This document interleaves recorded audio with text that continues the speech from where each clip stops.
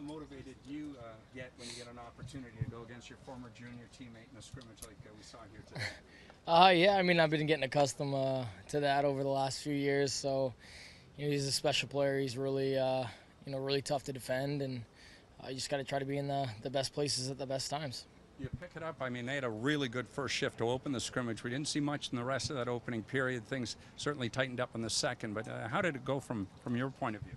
I mean, it's a little scrambly. That's what you expect. At training camp, guys just shaking the rust off and trying to get as sharp as possible. But we had just gotten off the ice for practice right before we entered the scrimmage, so I'm going to blame the bad first shift on that.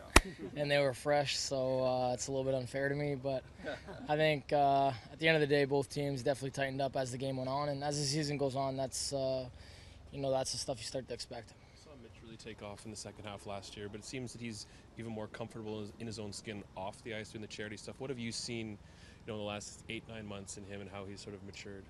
Yeah, that's what it is. It's maturity. I mean, trying to, use that pedestal to, give back to the community that's given him so much. So I think Mitchie's definitely starting to understand that. I think he's got some work to do, but he's got a great foundation, great teammates, good family. So, all those components, lead to success. You played with Mitch and John, although that was a while back, but you played against John a lot. How do you think they might mesh this season? What excites you about what sort of chemistry they can build?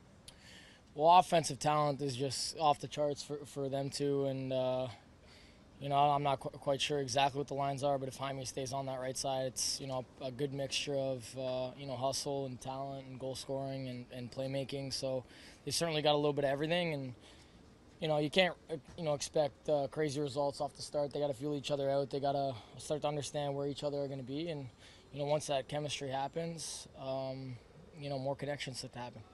Patrick Marleau's 39 today. What has impressed you about the speed he's able to play at that age, and just how he's able to keep himself in shape? Yeah, genetically, he's just got it. He's just one of those guys that just super loose hips and just able to stay in great shape. And he's just such a true professional. And the years he's been here, I've just been trying to pick his brain a little bit, and I've learned a ton off of him already. So he's had a great career, and he certainly knows how to handle himself. And seems like he comes back every summer in even better shape. So I'm not quite sure how he does it, and if I'm able to do it that long, I'll be more than happy. But he's certainly a role model. Aside from the secondary mission ice baths, has anything surprised you about what he does?